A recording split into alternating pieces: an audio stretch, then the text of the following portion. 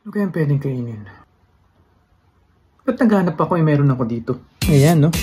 Meron tayong scrambled egg, may tirang spam, wheat bread, ano ka nga? Uy, ano ka? Wait, ito muna tayo.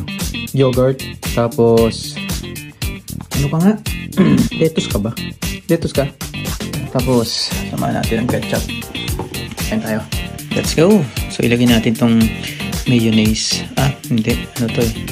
Yogurt nga pala. And then, lalagay natin yung ating ginawang scrambled egg. So, sinamahan ko siya kanina ng kamatis. So, ayun. Nag-crave lang talaga tayo dito.